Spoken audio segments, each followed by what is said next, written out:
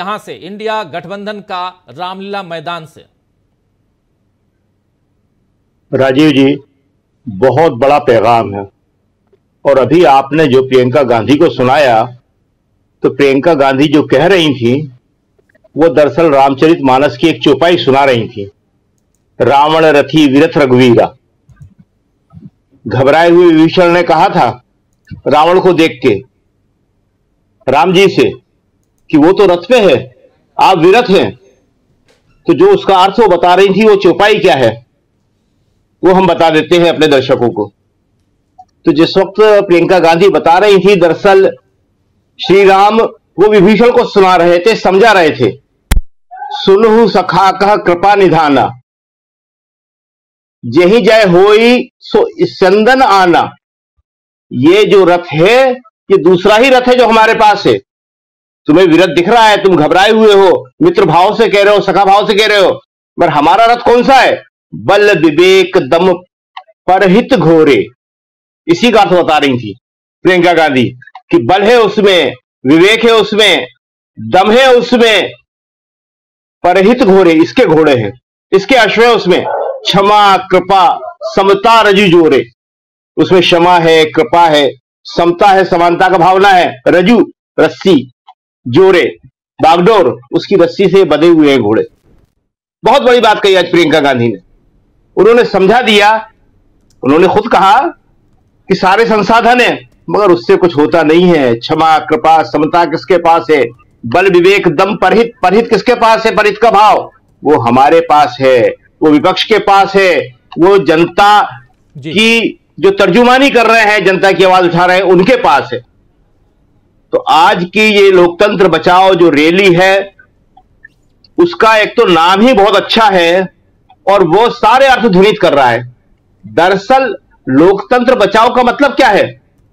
जनता, गरीब, अपने वोट की ताकत को बचा लो तुम। ये आखिरी मौका है तुम्हारे पास। ये आज जो सारे नेता आ रहे हैं, अभी जो अखिलेश यादव कह रहे थे कि दिल्ली छोड़ के चले गए, जो मेरठ गए थे प्रधानमंत्री जी, तो जनता के बीच ही गए थे ना। 5 साल में उनको जनता की याद आती है, उसके पास जाते हैं वो। तो जनता इस बात को समझ रही है कि मेरे पास ये तब तक आएंगे जब तक मेरे पास ये वोट रहेगा। जिस दिन मेरे हाथ से वोट चला गया, वोट का मतलब लोकतंत्र, लोकतंत्र का मतलब वोट, फिर ये नहीं आने वाले, कोई नहीं आने वाला। तो आज जनता इस बात को समझ रही है कि उसे अपने वोट की ताकत को बचाना है। और जो राहुल कह रहे थे कि ये मैच फिक्सिंग है, बहुत सही बात कह रहे थे। इसीलिए हम कह रहे हैं कि आज का जो पैगाम है वो चला गया, अब उसे कोई नहीं रोक सकता। न ये गोदी मीडिया और न जो बाकी तंत्र हैं वो। देखिए, माउथ टू माउथ पब्लिसिटी जो होती है, उससे बड़ी पब्लिसिटी दुनिया में कोई नहीं होती।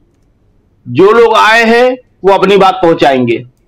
ये जो आप YouTube चैनल दिखा रहे हैं, आप सुबह से इसको लाइव कर रहे हैं, ये करोड़ों लोगों तक बात पहुंची है। ये सुबह से आप दिखा रहे हैं लाइव और उसकी व्याख्या भी कर रहे हैं, तो ये रुकने वाली नहीं है। सोशल मीडिया पे जो चल रहा है वो भी रुकने वाला नहीं है।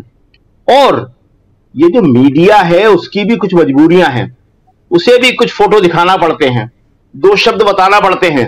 तो वो भी बीच बीच में कभी राहुल का भाषण, कभी तेजस्वी का भाषण, कभी अखिलेश का भाषण, प्रियंका का भाषण, कभी सोनिया गांधी का वो प्रभावशाली व्यक्तित्व जब वो आ रही हैं, वो सब खड़े हुए हैं। इतना भव्य दृश्य था वो, उसको दिखाना पड़ा उन्हें। और आके जब वो सुनीता केजरीवाल के पास बैठी तो उनका हाथ पकड़ के जिस ममत्व से वो बात कर रही हैं, वो जो ममत्व है, जो बड़प्पन का भाव है, जो मां का भाव है, बड़ी बहन का भाव है, वही तो है जो राम विभीषण से कहते हैं क्षमा कृपा। क्षमा का भाव होना चाहिए, कृपा का भाव होना चाहिए। सोनिया के लिए क्या क्या नहीं कहा था अरविंद केजरीवाल ने। सोनिया पे उसके कई चिन्ह दिखाई दे रहे हैं। एक दृश्य और चलाना पड़ा टीवी वालों को कि जब सोनिया गांधी सुनीता केजरीवाल से बात कर रही थी तो राहुल उनसे कोई जरूरी बात करने आए, तो वो उस वक्त राहुल गांधी को तवज्जो न देकर सुनीता केजरीवाल को तवज्जो दे रही हैं। तो ये मैसेज जो है किसी के रोके नहीं रुकता। तो आज का ये पैगाम जो है ये दूर दूर तक पहुंच गया है और ये जो आज की महारैली है ये चुनाव पलटने वाली साबित हो सकती है। क्यों? क्योंकि ये आखिरी रैली है। इसके बाद हमें लगता नहीं है, अब चुनाव शुरू हो गए हैं, सब अपने अपने क्षेत्रों में जाएंगे। ऐसी बड़ी रैली अब किसी और क्षेत्र में हो पाएगी या नहीं हो पाएगी कहना मुश्किल है। मगर रामलीला मैदान अपने आप में ऐतिहासिक है और यहां से दिया हुआ मैसेज जो है वो पूरे देश में जाता है। और देश में मैसेज सिर्फ एक ही गया है और वो मैसेज ये है कि अपने वोट की ताकत अगर बचाना है तो बचा लो। लोकतंत्र बचाओ का मतलब यही है। और सबसे बड़ी बात यह है कि जो इतने सारे नेता आए हैं, जो भगवंत सिंह मान ने कहा कि तुम्हारे कैमरे हिल गए होंगे, कांपने लगे होंगे, बहुत सही बात कही। किसी को उम्मीद नहीं थी। ममता बनर्जी ने अपने आदमी को पहुंचाया, बाकी सब तो खुद ही आए हुए थे। और उनके अंदर जो उत्साह दिख रहा था, जिसने नजदीक से इस रैली को देखा है, जो सुबह से देख रहा था कि एक नेता जब आता था तो सारे नेता खड़े होके गले मिलके हाथ मिला के उसको स्वागत करते थे। यही एकजुटता होती है कि सब एक दूसरे को देख के खुश हो रहे थे और सबको एक दूसरे को देख के ताकत आ रही थी। देखिए, जो आज 5 साल में या 10 साल कह लीजिए मोदी जी की जो शक्ति है, वो शक्ति क्या है? डर का साम्राज्य। और राहुल ने इसी डर के साम्राज्य के खिलाफ डरो मत का नारा दिया था और आज उसको और मोडिफाइड करके यहां से सारे नेताओं ने कह दिया, विपक्ष के नेताओं ने कह दिया कि डर किस बात का जी, क्यों डरते हो? हम नहीं डर रहे, न तुम्हें डरने की जरूरत है। ये डर का राज खत्म होने वाला है। तो आज की जो रैली है वो बाजी पलट रैली साबित होगी और आप देखेंगे कि आज के बाद विपक्ष का हौसला बहुत बड़ा हुआ होगा और सब अपने अपने क्षेत्रों में जाके जिस तरह से काम करेंगे वो मोदी जी जाए तो देखिए राजीव जी, मोदी जी को जब से उन्होंने राजनीति अपनी शुरू की है तब से हम देख रहे हैं। लाल कृष्ण आडवाणी के साथ उनकी रथ यात्रा में वो थे, वो पूरा हमने कवर किया। उसके बाद मुरली मनोहर जोशी जब कश्मीर आए तब मोदी जी उनके साथ थे, तब हमने पूरा उनको देखा और बहुत नजदीक से देखा।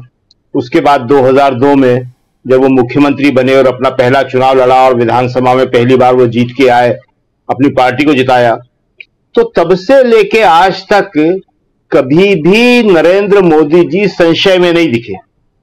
जिसे अभी हमारे साथी लोग कह रहे थे कि वो डरे हुए हैं, तो वो डर, वो संशय, वो घबराहट पहली बार मोदी जी के चेहरे से दिख रहा है, मोदी जी के हाव भाव से दिख रहा है। कैसे? इसको जरा हम समझने की कोशिश करते हैं या समझाने की कोशिश करते हैं। देखिए, ये पहली बार ऐसा है जब मोदी जी दूसरी पार्टी को, विपक्ष को, सामने वाले को चुनाव लड़ने ही देना नहीं चाहते। उन्हें लगता है कि अगर कांग्रेस चुनाव लड़ गई, विपक्ष चुनाव लड़ गया तो मेरे लिए बहुत बड़ी मुश्किल हो जाएगी। अभी जो लेटेस्ट है 3567 करोड़ का इनकम टैक्स का नोटिस दिया गया है। 3567 करोड़ इनकम टैक्स, जो इनकम टैक्स पॉलिटिकल पार्टीज पे माफ होता है, लगता नहीं है, उससे मुक्त होती है।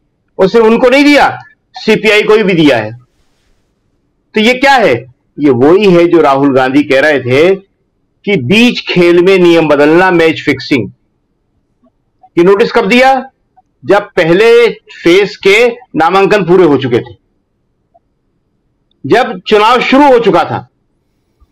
इसका मतलब कि बीच खेल के अंदर मोदी जी को लगा कि मैं हार सकता हूं, मैं हार जाऊंगा, तो वो रूल बदल रहे हैं। जैसे हम लोग जब बचपन में खेलते थे तो जब जीतने लगते थे तो सामने वाले लड़के कहते थे कि नहीं, अब आप सीधे हाथ से बैटिंग मत करिए, लेफ्ट से बैटिंग करिए। या अगर आपके पास बॉलिंग होती थी तो कहते थे राइट हैंड से बॉलिंग मत करिए, लेफ्ट से बॉल डालिए। और होता क्या था कि फिर भी आप जीत जाते थे। मोदी जी वही कर रहे हैं कि तैराकी की कंपटीशन है और अपने प्रतिद्वंदी से कह रहे हैं कि इसके हाथ बांध दो और हाथ बांध के पानी में फेंको। लेकिन डर इतना है कि वो फिर भी उसके सामने नहीं तैर पा रहे, वो सिर्फ पांव के सहारे आपको मालूम होगा, जो लोग तैराक हैं वो जानते हैं कि हाथ बंधे होने के बावजूद भी आदमी अपने शरीर के बाकी हिस्सों के सहारे तैर सकता है। तो आज मोदी जी की हालत वही है, वो घबराए हुए हैं। और क्यों? इसका एक बड़ा कारण है, जो उनमें संशय है, जो डर है, कि आज जो वो कहते हैं लोगों से कि मैं 5 साल बाद ये कर दूंगा, यानी कि 2029 में, 2034 में ये कर दूंगा, 50 साल बाद ये हो जाएगा, 1000 साल बाद ये हो जाएगा, तो जनता उसको सुनने के लिए बिल्कुल तैयार नहीं है, क्योंकि जनता की हालत आज बहुत ज्यादा खराब हो चुकी है। हालत क्या है कि रोजगार नाम की चीज नहीं है। 83% युवा बेरोजगार, जो कुल बेरोजगार संख्या है देश के अंदर, उसमें 83%, आप सोचिए कितनी बड़ी संख्या है ये। और 65% युवा जो है, टोटल देश का जो युवा है, उसमें उसके पास रोजगार नहीं है। विस्फोटक स्थिति है ये। और ऐसे में जो भी आंकड़े बताए कि देश के जो 40% लोग हैं, उनके पास जितने संसाधन है, जितनी पूंजी है, वो 1% लोगों के पास है। दुनिया के सबसे निचले देशों में हमारी गिनती होने लगी है। तो मोदी जी की बातों से मोदी जी को समझ में आ गया कि अब काम चलेगा नहीं, उनके सारे दांव फेल हो रहे हैं। हिंदू मुसलमान चल नहीं रहा, राम मंदिर का इशू चल नहीं रहा, बाकी कोई इशू चल नहीं रहा, और दूसरी तरफ जनता के इशू अपने आप बन रहे हैं। ये कोई नहीं बना रहा। बेरोजगारी इशू कोई बना नहीं सकता। आप रोजगार नहीं दोगे, बेरोजगारी अपने आप इशू बन जाएगा। लड़के लड़कियां ओवर एज हो रहे हैं, 10 साल हो गए पूरे। 2 करोड़ रोजगार हर साल देने का वादा किया था, और करोड़ों रोजगार हर साल छीन लिए गए। तो ये इशू जब बन गए हैं, तो जाहिर है कि मोदी जी को संशय में पड़ना ही था, मोदी जी को डर में पड़ना ही था। इसलिए आज मोदी जी जो हैं, वो खेल के नियम बदलने की कोशिश कर रहे हैं, राहुल गांधी के शब्दों में मैच फिक्सिंग कर रहे हैं। लेकिन यह बात बिल्कुल सही है कि अब यह संभव नहीं रहा। क्यों नहीं रहा? कि आप जो भी काम करोगे, करते अफसर ही हैं, कोई अनजानी ताकत नहीं है जो आके कर जाए। और अफसरों की समझ में आ गया है। राहुल गांधी ने बड़े कड़े शब्दों में कह दिया है, दिग्विजय सिंह ने बहुत कड़े शब्दों में कह दिया है, बाकी नेताओं ने कह दिया है कि किसी को छोड़ा नहीं जाएगा। दिग्विजय ने तो यहां तक कह दिया कि फांसी होगी। याद रखना, देशद्रोह का काम कर रहे हो। देखिए, होता क्या है कि 2004 के चुनाव से पहले भी यही स्थिति थी, और उस वक्त सोनिया गांधी आज इस मंच पे मौजूद थी, और सबसे बड़ा व्यक्तित्व उन्हीं का दिख रहा था। सब लोग देख रहे थे, जो वहां पे थे, उन्होंने देखा कि आज सोनिया गांधी की तरफ लोग कितने सम्मान के भाव से, नेता लोग सारे देख रहे थे, जनता तो देख ही रही थी, कितने सम्मान के भाव से सोनिया गांधी को देख रहे थे। तो सोनिया गांधी ने 2004 के चुनाव से पहले एक दिन प्रणब मुखर्जी को एआईसीसी पहुंचाया, और प्रणब मुखर्जी ने एआईसीसी में जाकर एक ही बात कही, किसी को छोड़ा नहीं जाएगा, जो भी गड़बड़ करेगा उसको कड़ी से कड़ी सजा दी जाएगी। और बाजी पलट गई। और ऐसे ही आपने देखा था कि 2014 के चुनाव के पहले जब गडकरी पे छापे पड़ रहे थे, उनकी एक कंपनी थी पूर्ति नाम की, तो गडकरी ने ऐसी धमकी दी थी, अफसर डर गए थे। तो हमारे अफसर तो डर जाते हैं, और गलत काम कर रहे हैं तो डरते ही डरते हैं। बिल्कुल, उनको बताने की जरूरत है। अभी तक उनको क्या लग रहा था, कुछ नहीं होगा, ये कांग्रेस कुछ नहीं कर सकती, ये विपक्ष कुछ नहीं कर सकता। लेकिन अब उनकी समझ में आ गया है कि विपक्ष ने सख्त तेवर अपना लिए हैं। तो इसलिए जो है, आज की इस रैली का जो मैसेज है वो बहुत बहुत स्पष्ट है। और देखिए, आज यहां पे जिनके बारे में, शरद पवार के बारे में कहा जाता था, शरद पवार आके बोले, और शरद पवार सबसे सीनियर मोस्ट नेता थे यहां पे जो आए हुए थे उनमें से जी। अब आप कल्पना कीजिए कि वो शरद पवार जिन्होंने बच्चों की तरह अजीत पवार को पाला बड़ा किया, राजनीति में लाए, वो अजीत पवार शरद पवार की बेटी के खिलाफ अपनी पत्नी को चुनाव लड़वाने जा रहे हैं। कितना बड़ा काम ये मोदी जी या बीजेपी कर रही है कि भाई बहन है वो रिश्ते में, दोनों चचेरे, शरद पवार के भाई का लड़का है अजीत पवार जी, उनको चुनाव लड़वा दिया आपस में। तो ये जनता भी अच्छी तरह समझ रही है कि ये क्या हो रहा है। और विपक्ष के नेता जो हैं, सबसे बड़ी बात यह है कि उनमें एक मैसेज चला गया है कि अब अगर पीछे हटे तो कोई बचने वाला नहीं है। आप क्या समझते हैं कि आज ये रैली नहीं होती, ये विपक्ष एक नहीं होता, तो केजरीवाल जी का एक भी आदमी उनकी पार्टी में बच पाता? इतना आतंक था, सबको बीजेपी या तो गिरफ्तार कर लेती या अपने में मिला लेती। लेकिन आज केजरीवाल का आदमी, केजरीवाल का विधायक, केजरीवाल के लोग में 10 गुनी ज्यादा ताकत आ गई है। मूलतः तो केजरीवाल के समर्थन में ही रैली थी ना, बाकी और भी बहुत सारी चीजें थी, मूलतः तो वही थी ना। तो केजरीवाल की समझ में अच्छी तरह आ गया जी। नहीं, आप प्लीज अपनी बात पूरी कीजिए। केजरीवाल की समझ में अच्छी तरह आ गया, सुनीता केजरीवाल की समझ में अच्छी तरह आ गया कि ये विपक्ष ने, ये कांग्रेस ने आज उन्हें कितनी ताकत दी है, और ये सारे विपक्षी नेताओं को आ गया। तो हम यही कह रहे थे कि आज की जो रैली है निश्चित ही रूप से इसका संदेश बहुत व्यापक है, और ये पूरी तरह से आज गेम को बदल देगी।